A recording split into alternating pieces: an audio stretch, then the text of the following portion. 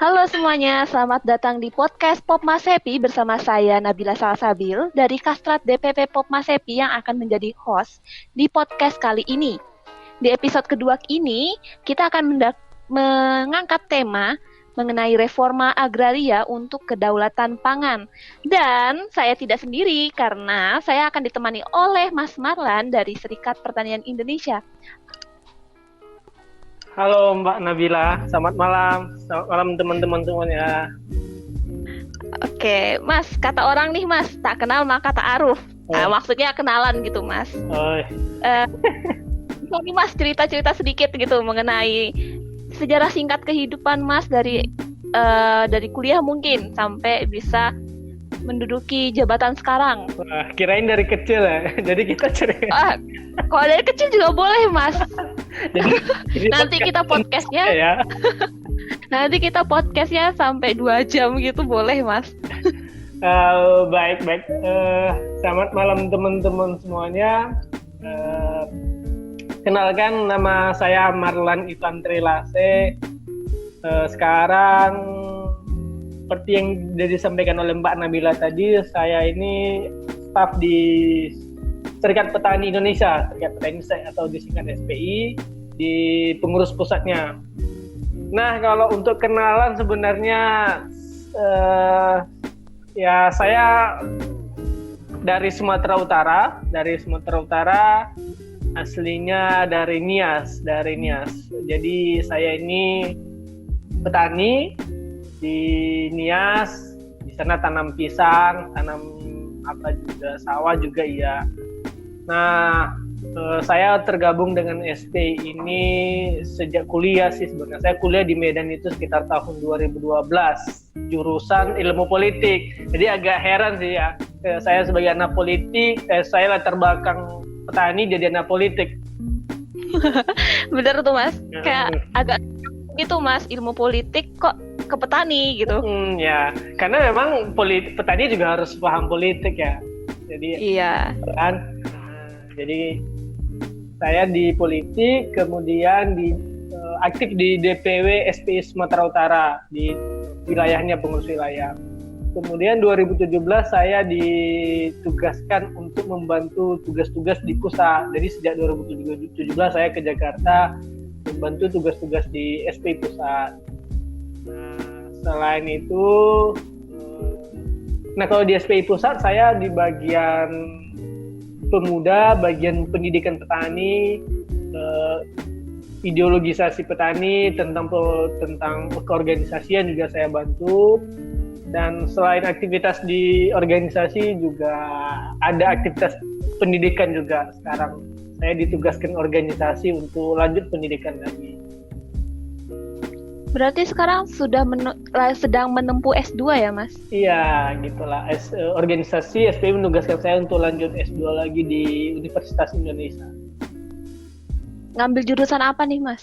Sama lagi, ilmu politik lagi di UI. Sama lagi? Oh, kirain ganti gitu Mas, jadi agribisnis kayak saya gitu.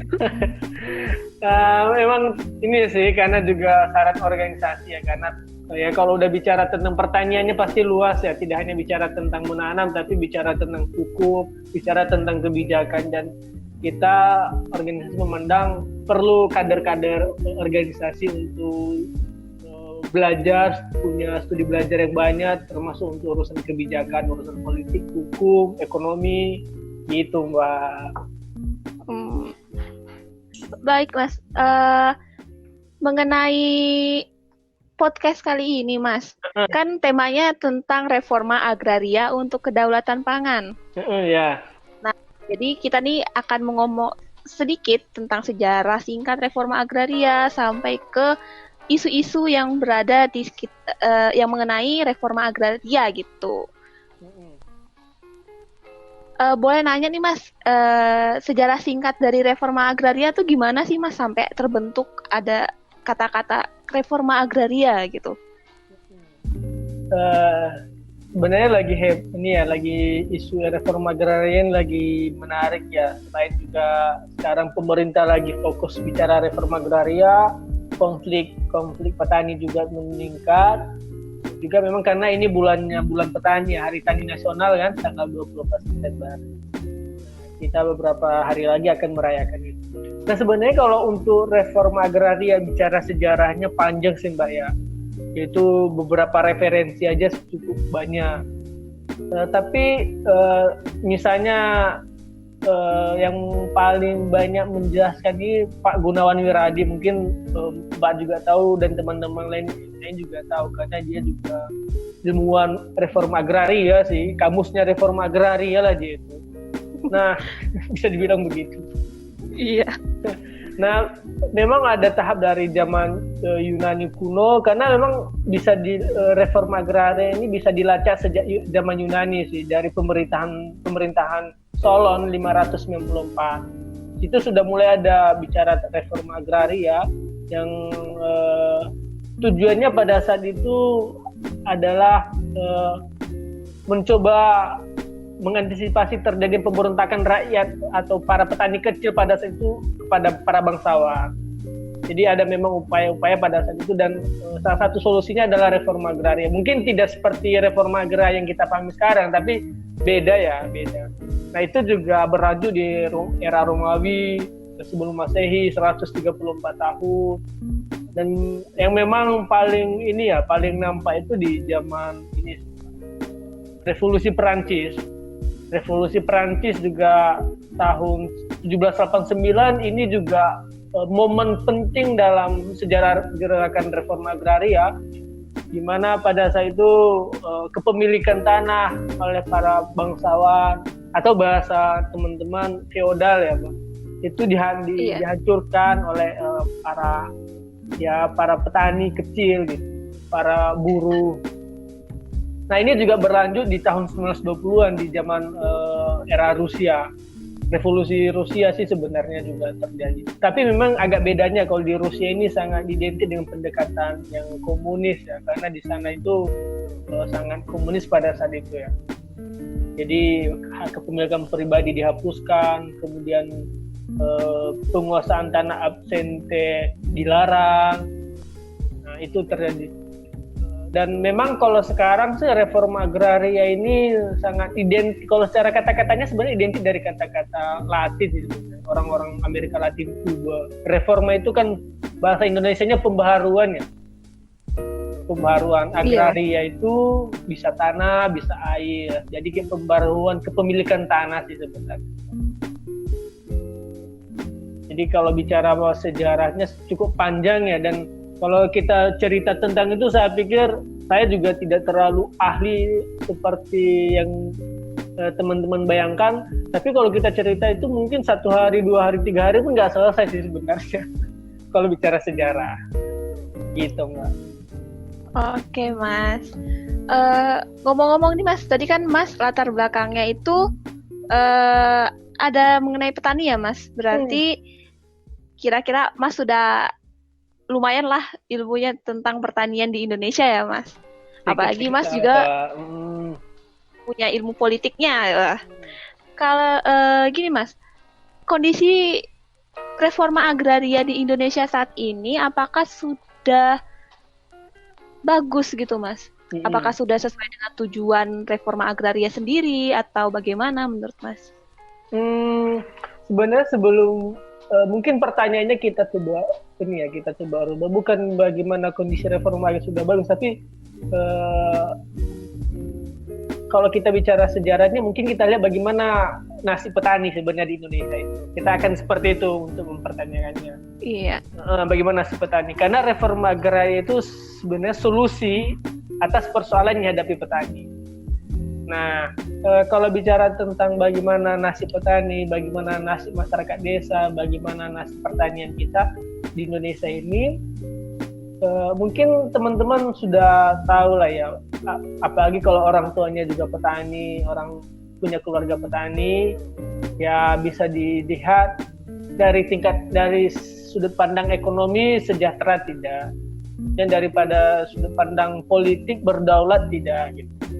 Nah, tapi kalau kita lihat sejarahnya memang sangat panjang ya Mbak, sangat panjang dari era sebelum kemerdekaan, dari era sebelum penjajahan.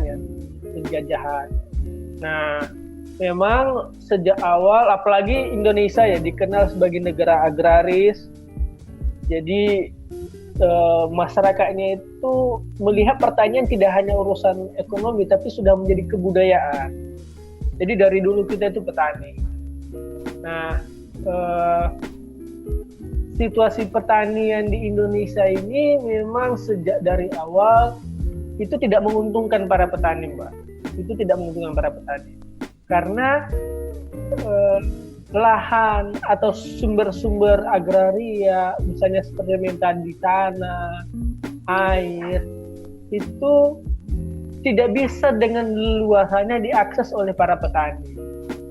Nah, tidak bisa karena memang sistem bisa dibilang ya, struktur sosial kita bisa di Indonesia ini dari awal memang sangat bisa dikatakan feodalistik di zaman era sebelum kemerdekaan sampai setelah kemerdekaan. Artinya tanah-tanah itu dikuasai oleh para bangsawan, para penjajah. Sedangkan para petaninya cuma buruh, cuma sekedar petani penyewa dengan biaya sewa yang tinggi. Dan itu membuat para petani tidak bisa sejahtera, tidak bisa mengangkat derajat hidupnya. Nah, di zaman Orde Baru lebih parah lagi sih sebenarnya, Mbak. Sudah feodalistik, ditambah lagi arah pembangunan kita yang sangat industrialis. Disitulah ketika Pak Soeharto naik tahun 1997 ada namanya Undang-Undang Penanaman Modal Asing. Itu disahkan. Jadi modal-modal dari luar itu masuk di Indonesia dan sasaran utamanya itu adalah para lahan-lahan pertanian. Karena di situ dibangun perkebunan, industri. Nah, akhirnya lahan-lahan petani tadi yang sudah kecil pun itu dirampas oleh kekuatan-kekuatan, bisa kalau kita bilang kekuatan kapitalisme tadi, para perusahaan gitu. Perkebunan milik negara diambil. Jadi sudah tanahnya tidak leluasa, itu tidak lagi sudah tidak luasa terus dirampas. Nah, sebenarnya peluangnya sudah ada ya, kayak undang-undang penanaman pokok agraria UPA 1990 di zaman orde lama ya, di zaman Bapak Soekarno 1990-an. Tetapi sebenarnya itu dilahirkan untuk mengatasi persoalan yang dihadapi petani tadi, yang kepemilikannya lahannya tadi tidak adil antara para bangsawan, antara tuan tanah dengan para petani. Itu dulu solusi, tetapi tidak dijalankan dengan maksimal. Terutama di zaman Orde Baru, undang-undang UPA itu seperti hilang. Dan itu berlanjut sampai sekarang, dan bisa saya bilang reforma agraria yang tujuannya untuk mendistribusikan tanah, untuk menjamin keadilan tanah kepada petani, kepada masyarakat desa itu belum berjalan. Makanya bisa kita bilang, kalau pertanyaan bagaimana kondisinya sekarang ya, ini tantangan kita untuk menjawab persoalan itu, karena belum bisa dikatakan bagus. Bisa dibilang ya sangat jauh dari yang kita inginkan, Mbak, sebagai petani. Saya sebagai petani saya mengatakan ya saya masih belum bisa merdeka lah, Mbak. Iya. Tadi juga menyinggung nih, Mas, mengenai setelah reformasi sudah kita feodalistik, terus arah pembangunannya juga industrial. Nah, hasil sasarannya tadi lahan pertanian. Nah, saat ini hal itu tuh masih terjadi, Mas. Contohnya aja kayak pembangunan jalan tol di Yogyakarta menuju Solo itu kan merampas banyak lahan pertanian gitu. Kalau menurut Mas nih, Mas, pandangan Mas terkait sengketa tanah, bisa dibilang sengketa tanah ya antara masyarakat dan juga pihak pemerintah gitu, dan juga swasta. Menurut pandangan Mas itu seperti apa, Mas? Saya sih merasa itu seperti terjadi dalam diri saya ya. Itu saya seperti mengalaminya, dan saya sudah mengalami itu. Pertanyaan Mbak itu. Jadi saya akan menjelaskan apa yang saya alami saja lah ya. Nah, memang kita sebagai petani itu, Mbak, kebutuhan dasar kita itu adalah tanah. Kebutuhan dasar kita itu adalah tanah, lahan untuk bertani, sumber air untuk perairan kita. Nah, masalahnya adalah alat produksi utama kita itu pada zaman Orde Baru sehingga sekarang ketika arah pembangunan kita sangat industrialis, sangat berhaluan kapitalis. Nah, itu yang merampas tadi kebutuhan alat produksi kita tadi itu diambil, bukan diberikan tetapi diambil oleh negara, oleh perusahaan. Dan di sini memang kadang tidak semuanya negara ya, yang banyak itu kalau di Sumatera Utara misalnya ada terjadi misalnya saya kasih contoh di Mekarjaya Mbak, itu anggota kita di Mekarjaya itu para petani Mekarjaya Langka di petani itu dirampas tanahnya oleh perkebunan. Dan yang mereka hadapi itu ketika petani mempertahankan lahannya adalah negara. Jadi memang polanya sama. Itu baik juga di pembangunan Jantol. Itu juga di Kendal sebenarnya pembangunan Jantol itu kan tanah-tanah petani diambil lah untuk kepentingan pembangunan. Nah, proses perampasan tanah yang dilakukan oleh perusahaan itu sangat-sangat merugikan kita, Mbak. Sangat-sangat, bukan hanya sekedar merugikan, itu hajat hidup kita. Karena tanah itu sumber kehidupan kita. Jadi tidak heran kalau kita berjuang sampai mati-matian juga untuk mempertahankan hajat hidup kita. Nah, idealnya sebenarnya kita berharap reforma agraria, Mbak. Kalau bicara reforma agraria, idealnya sebenarnya pemerintah yang melakukannya itu. Karena sekarang ini di mana-mana terjadi konflik ya. Kalau teman-teman lihat data, konflik agraria itu meningkat, dan yang ketika terjadi konflik sudah pasti petani lah yang jadi korbannya. Nah, itu kenapa bisa jadi konflik? Karena memang petani lah yang berjuang dari bawah.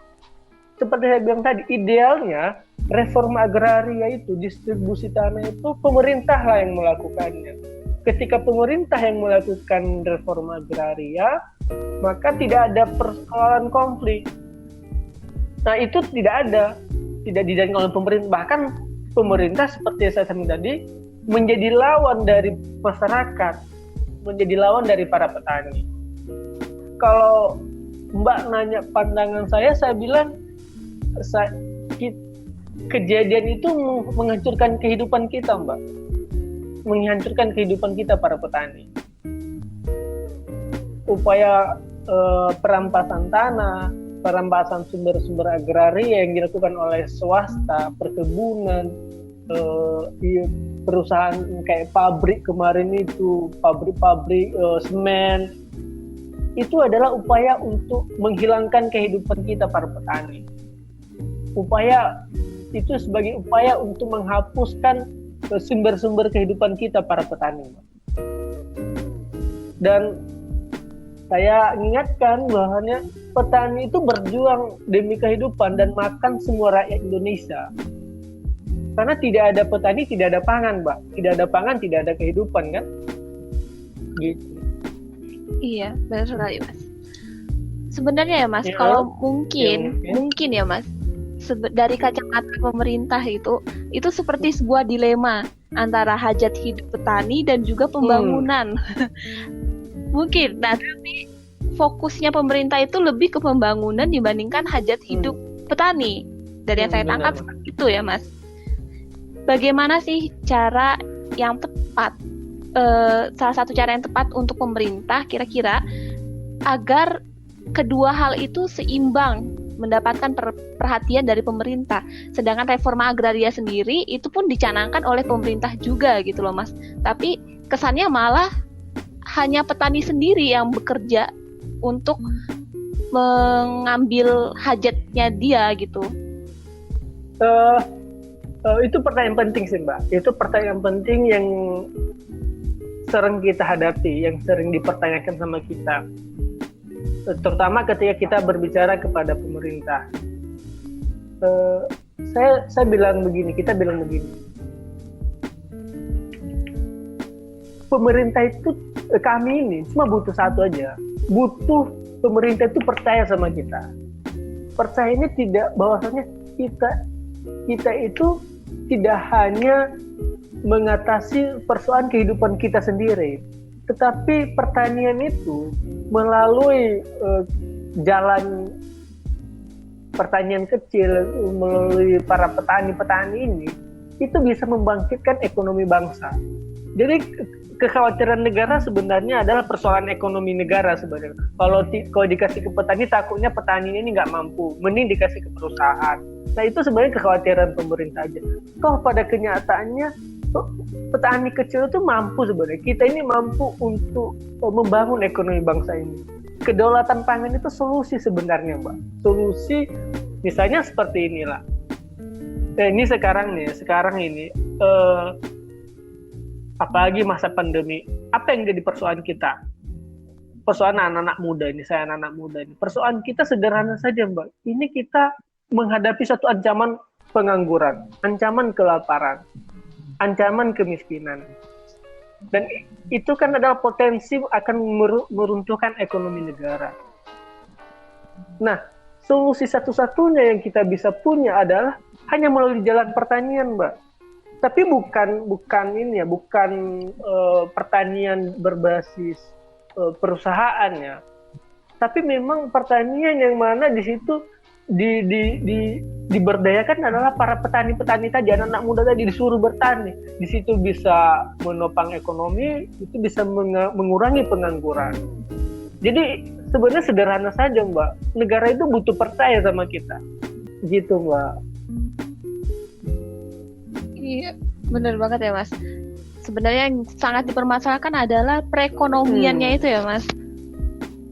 Kepercayaan dari pemerintah itu sangat kurang untuk petani. Tadi Mas, tadi juga menyinggung mengenai kedaulatan pangan. Ini Mas, indikator suatu negara dapat dikatakan berdaulat pangan itu apa sih, Mas? Nah, ini pertanyaan menarik sih, Mbak ya. Apa indikator suatu negara dikatakan berdaulat pangan?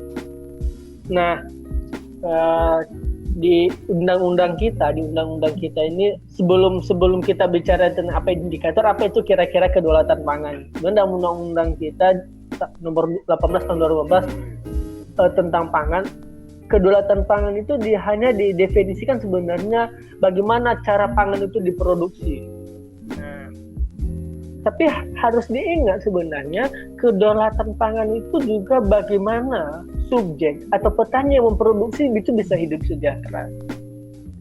Nah, jadi unsurnya itu adalah unsur petani, unsur objeknya juga, bicara penguasaan, pengelolaan, pemanfaatan sumber-sumber agraris, bahkan sampai bagaimana tentang jaminan pangan itu nyampe ke konsumen dengan bagus, dengan sehat. Nah, itulah yang paling penting dari kedaulatan pangan. Nah, SPI sendiri, Serikat Petani Indonesia sendiri sudah menetapkan 7 prinsip kedaulatan pangan, Mbak. Jadi kalau seandainya negara itu sudah menjalankan 7 prinsip itu, bisa dikatakan negara itu sudah berdaulat secara pangan. Pertama, tanah dan air itu kan bicara alat produksi utama, harus diserahkan kepada petani dengan jalan reforma agraria. Kemudian model produksinya bagaimana? Model produksinya kedaulatan pangan menawarkan agroekologi, Mbak. Agroekologi yaitu benih lokal, terus model pertanian yang ramah lingkungan, tidak monokultur, kemudian juga tidak berbasis perusahaan. Kemudian pelaku usahanya adalah rakyat, koperasi, UMKM, BUMN gitu. Nah, swasta itu kalaupun seandainya ada swasta, dia sebagai pendukung, bukan sebagai pelaku utama, Mbak. Yang pelaku utama itu dia rakyat, koperasi, UMKM, BUMN. Nah, orientasi pasarnya juga domestik. Kalaupun ada perdagangan internasional, misalnya ekspor impor, itu harus memperhatikan atau memproteksi produksi petani domestik. Nah, kemudian bicara tentang model distribusinya lokal dan nasional dan diutamakan dalam jarak dekat. Kemudian model utilasi energinya juga diversifikasi dan minimalis karbon, Pak.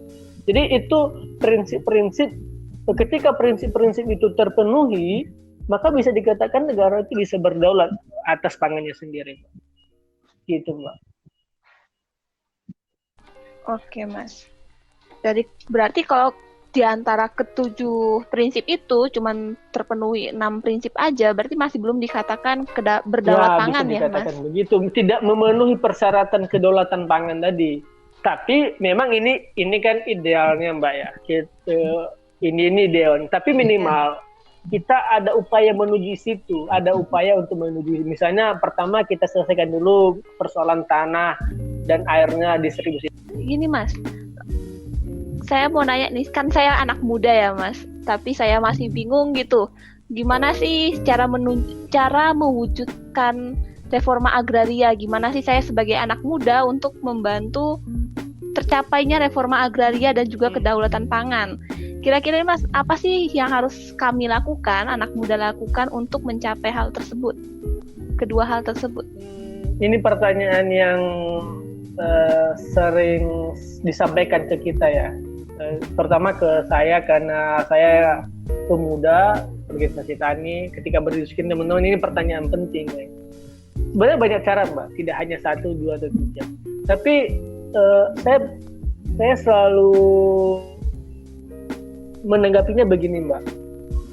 Sebelum teman-teman berbicara atau mempertanyakan bagaimana mendukung reforma agraria dan kedaulatan pangan bisa terwujud, pertanyaan dasar sebenarnya yang perlu kita jawab, kita sebagai anak muda, bukan hanya saya tapi Mbak juga dan teman-teman di luar sana, teman-teman Popmasepi, teman-teman mahasiswa, sebenarnya apa pentingnya reforma agraria untuk kita. Jadi bukan kita kesampingkan dulu persoalan petani. Pertama kita pertanyakan dulu, adakah pentingnya reforma agraria untuk kita? Adakah pentingnya kedaulatan pangan untuk pemuda dan mahasiswa? Terutama untuk misalnya teman-teman anggota Popmasepi. Apakah bicara reforma agraria, bicara kedaulatan pangan itu hanya untuk petani saja, untuk masyarakat desa?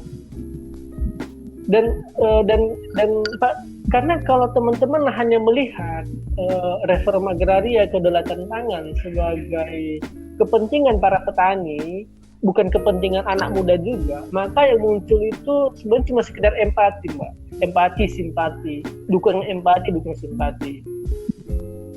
Nah, ini yang jadi pertanyaan besar. Nah, saya sampaikan ke teman-teman, kita harus sadar bahwasannya persoalan reforma agraria ini, persoalan kedaulatan pangan ini juga persoalan kita sebenarnya. Ini menyangkut masa depan kita juga. Ini menyangkut juga hajat hidup kita sebagai para pemuda. Baik itu pemuda di desa, pemuda di kota, maupun para teman-teman mahasiswa. Nah, karena begini, Mbak.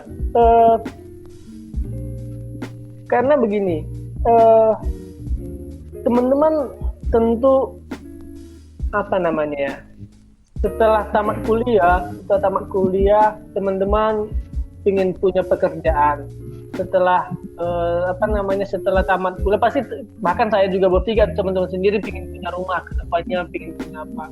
Tetapi 10 tahun lagi apakah kita bisa mampu mewujudkan mimpi-mimpi itu? Apakah kita bisa mampu memiliki pekerjaan yang layak? Bahkan pertanyaan, ada nggak kita pekerjaan ke depan? Di tengah sekarang tenaga produktif manusia itu tinggi, apalagi nanti ditambah teknologi. Nah, solusi satu-satunya yang bisa kita punya, Mbak, untuk menjawab kekhawatiran kita di masa depan adalah bertani yang bisa kita punya harapan itu. Tetapi kalau tidak ada tanah, bagaimana kita bertani? Bagaimana saya sebagai anak muda, Mbak sebagai anak muda itu bertani? Nah, harus didudukkan dulu, Mbak, bahwasanya pertanian itu juga bagian dari kepentingan kita sebagai anak muda. Nah, kalau kita sudah sadar itu, cara berjuangnya gampang, Mbak. Cara berjuangnya itu di mana saja bisa. Di mana saja bisa. Misalnya anak hukum, teman-teman mahasiswa hukum berjuang di medan perjuangan hukum. Mahasiswa fisik berjuang di ruang perjuangan kebijakan. Anak pertanian berjuang di sektor pertanian dan lain-lain. Pemuda desa juga berjuang dari desa. Yang bekerja juga berjuang, misalnya teman-teman bekerja di kantoran. Para pemuda juga bisa berjuang melalui birokrasi.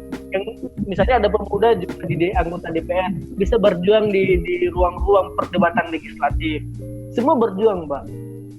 Karena bagi kita, kalau memang kita sudah punya kesadaran yang sama, punya visi yang sama di awal dulu, dimanapun kita akan berjuang untuk reforma agraria dan kedaulatan pangan.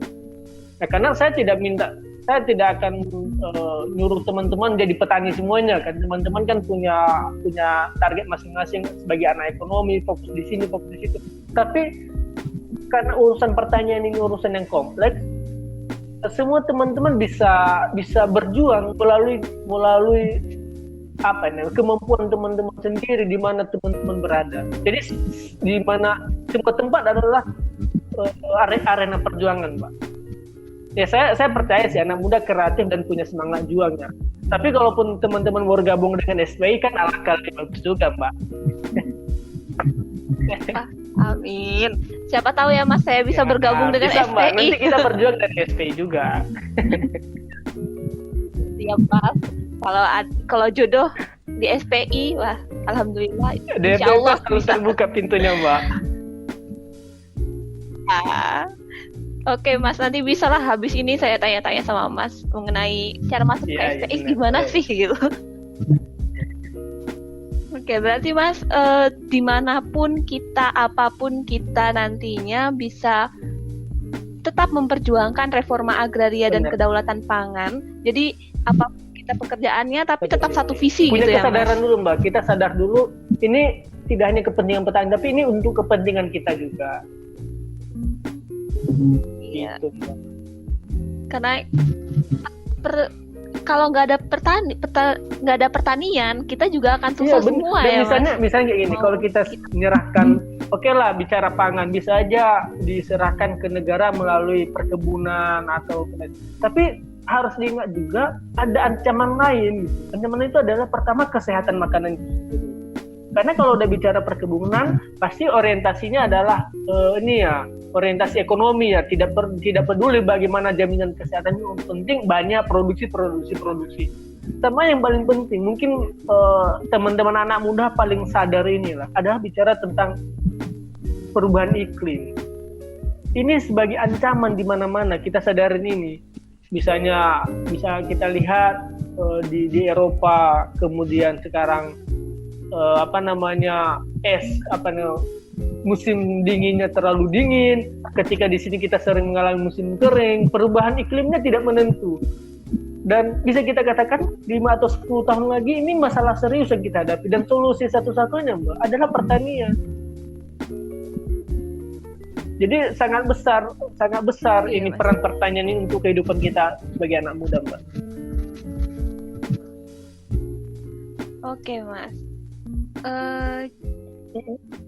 Mengenai pertanian nih Mas, di Kalimantan Tengah itu kan ada isu mengenai food estate Kalimantan Tengah yang penggarapannya itu dinahkodai oleh Menteri Pertanian. Kalau menurut Mas, pandangan Mas, tanggapan Mas terhadap hal itu, isu itu bagaimana ya Mas? Ya tadi kita sudah bicara banyak tentang kedaulatan pangan, reforma agraria. Kalau bicara food estate, ya dari asal katanya dulu ya, food, pangan, estate kan perkebunan. Kalau udah bicara perkebunan ya udah bicara tentang industrialis, lahan pertanian yang sangat luas, berorientasi pasar atau bisnis, dan tentu monokultur. Nah, saya tidak cepat berargumentasi dulu, tapi kita melihat ketika food estate itu apa resiko-resiko yang kita hadapi. Pertama misalnya pengelolaan harus melalui perusahaan, bukan keluarga petani. Artinya para petani kehilangan pekerjaannya. Kalaupun ada petani, dia cuma sebagai buruh tani di situ, bukan sebagai pemilik, bukan sebagai pekerja, bukan sebagai pemilik atas tanah itu, tapi cuma sekedar buruh. Kemudian orientasi pasarnya tidak melihat orientasi pasarnya sudah pasti bisnis. Jadi tidak melihat pertanian sebagai kehidupan dan kebudayaan, tapi sudah melihat pertanian untuk kepentingan bisnis sih. Dan yang paling jelas adalah monokultur. Saya sampaikan ke teman-teman tadi, monokultur itu mungkin anak-anak pertanian lebih tahu lah ya dari saya ya. Bagi anak politik, monokultur itu tak merusak lingkungan, merusak alam. Nah, ketika merusak alam, jelas ini ancaman untuk masa depan bangsa, masa depan keberlangsungan hidup manusia. Nah, ya bisa saya katakan food estate ini sebenarnya bertentangan dengan prinsip-prinsip kedaulatan pangan. Apalagi ketika yang menakodainya Menteri Pertahanan, artinya ya bicara tentang ketahanan pangan sebenarnya. Sedangkan ketahanan pangan ini kan bertentangan dengan kedaulatan pangannya.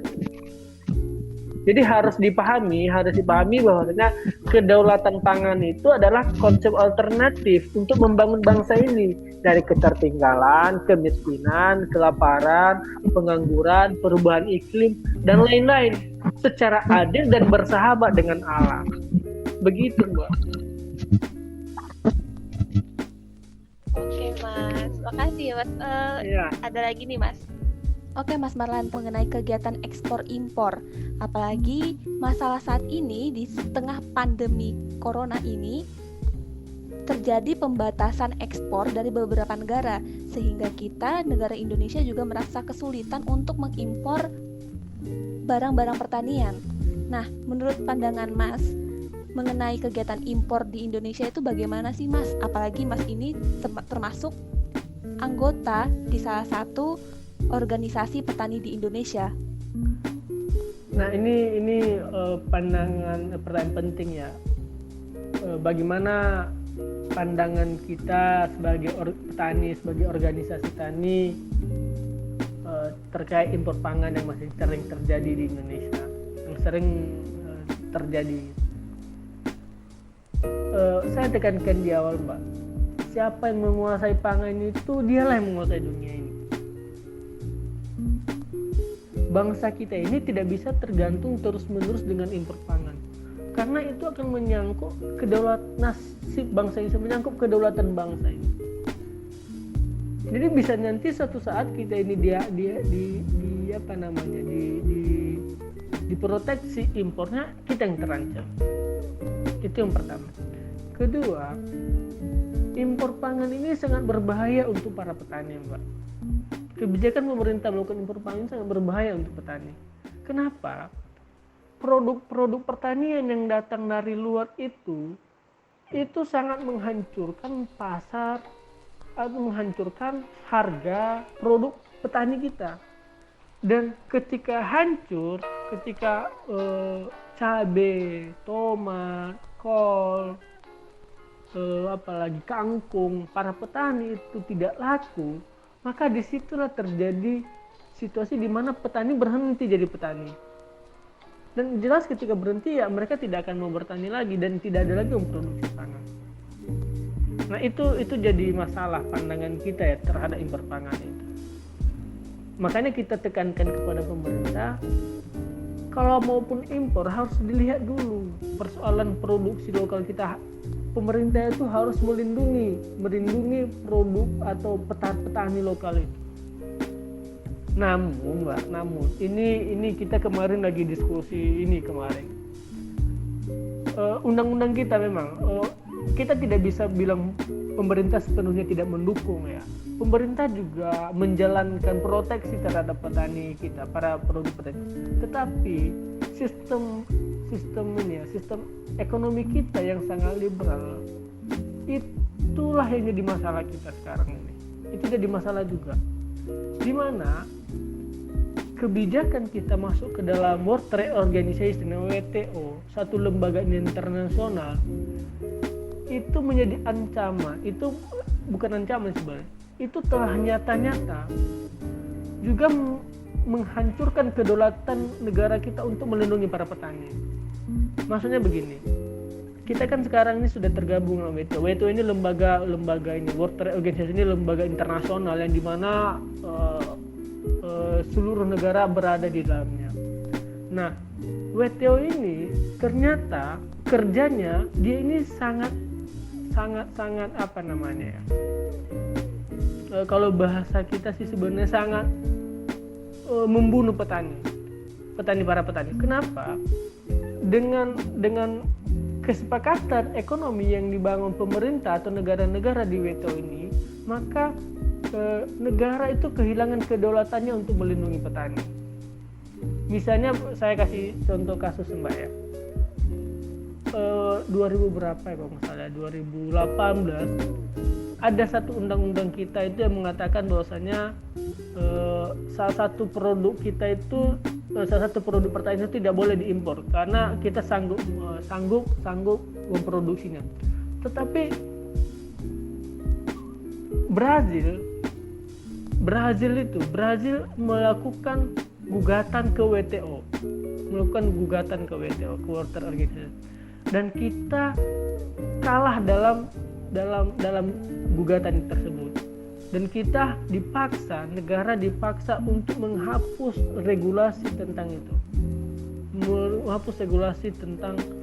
tentang proteksi terhadap petani lokal itu, terhadap para peternak lokal itu.